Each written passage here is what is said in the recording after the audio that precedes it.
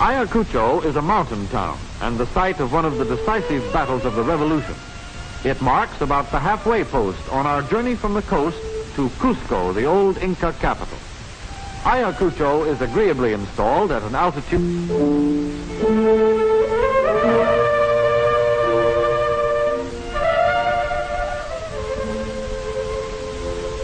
off again toward Cusco.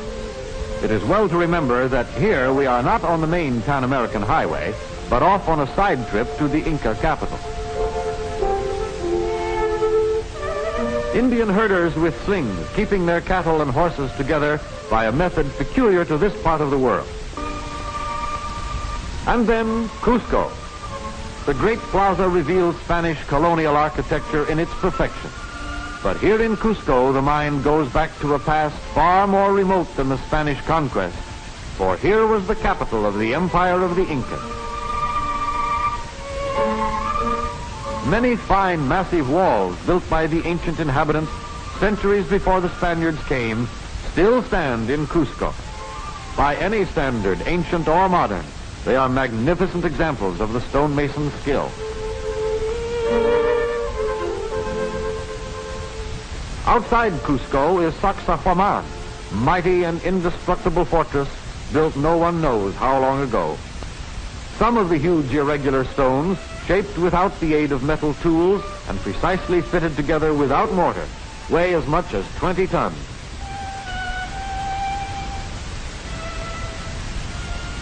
At Machu Picchu, about 50 miles from Cusco, is another stupendous ruin, disclosed to modern eyes only in 1912. Here, on the summit of a lofty ridge lying between still loftier peaks, the Incas had a fine city and an impregnable stronghold. The thatched roof you see here is modern, but just like those the Incas used. The Inca thatching and wooden roof beams, of course, disappeared ages ago, but the ancient masonry stands century after century.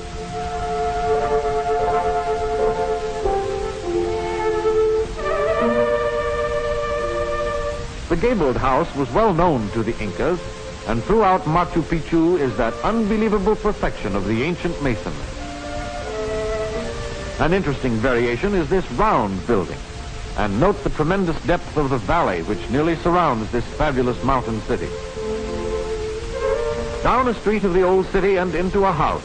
That's just how it was many a time long ago, centuries ago, long, long before Europe knew there was such a place as America.